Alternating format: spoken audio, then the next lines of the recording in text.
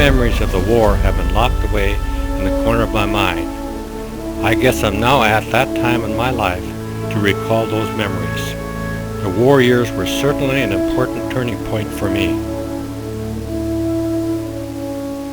It makes me uncomfortable if someone gives me special attention just because I fought at the Battle of the Bulge.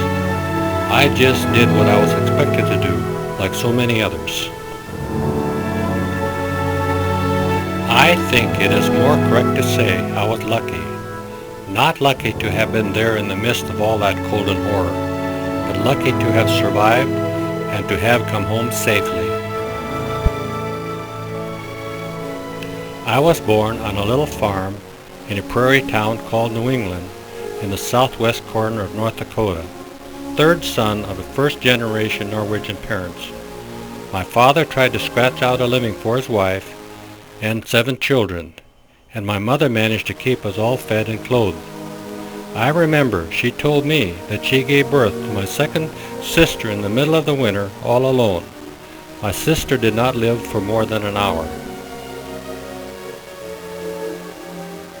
My folks were good, hard-working people, proud to be Americans, and I don't remember anyone complaining. Still, between the dust storms and depression, we couldn't make a decent living in the Dakota prairie. When my parents heard about jobs in the defense industry in the Pacific Northwest, we packed up everything we could in the family car and moved out west in 1942. When the war started, it was only a matter of time before my 3 brothers and I were to find ourselves in uniform and prepared to fight. In August of 1943, I was inducted into the Army at the age of 18. I had an uncle who served as an infantryman in World War I, so I also volunteered for the infantry. I was sent to England in April of 1944, crossed the Channel to Le Havre in December, and was trucked through various replacement depots to the front line at the Battle of the Bulge. I was assigned as a replacement to Company B of the 395th Infantry Regiment, 99th Division. We were assigned to defend the Elsenborn Ridge.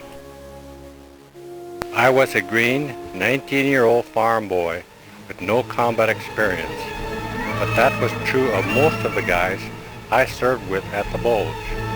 We were called the Battle Babies.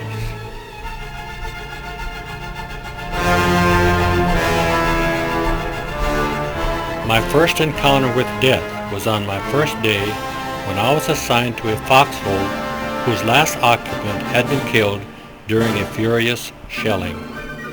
We couldn't move during the day because of the danger of observation by the enemy. When it was dark one night, I left my foxhole to get a hot meal. By the time I returned, the soldier in the foxhole next to mine had been killed by an enemy artillery shell. The shelling and noises of constant battle were bad enough, but we also had to deal with the freezing cold, and many men didn't have proper winter equipment. I remember using white bed sheets we took from the local villages to camouflage ourselves in the snow. Life on the front was an unrelenting hell of biting cold, artillery bursts, landmines hidden in the snow, booby-trapped bodies, destruction, and patrols. My time at the front ended on March 1st, 1945. While on patrol, we sighted some Germans coming toward us in a deep trench. I was ordered to stop them and moved close enough to throw a grenade. The pin stuck, and I had to pry it loose with my bayonet, and finally managed to throw it into the middle of the advancing Germans. When I regained consciousness, I found myself in a field hospital, wounded but alive and safe, and eventually on my way home. So you see, I think I was lucky. I managed to survive the worst battle of the war, and I was proud to serve my country.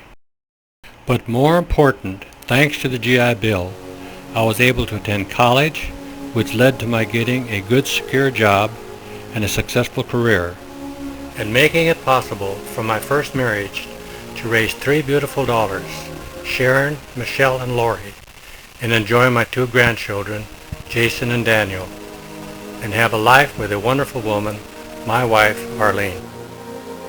I think that was worth fighting for, and I'm grateful to those who gave their lives to preserve and protect our country. They were the real heroes. I dedicate this to them and wish they could have had some of the joys and happiness that I had. Now it's my turn, Dad, to tell you that to us, your 3 little girls, to now, when we're 3 grown women, you've always been our hero. Because a hero is someone that you want to be just like and who you want to make proud. And we were the lucky ones because our dad was a hero every day in our lives. Thanks, Dad.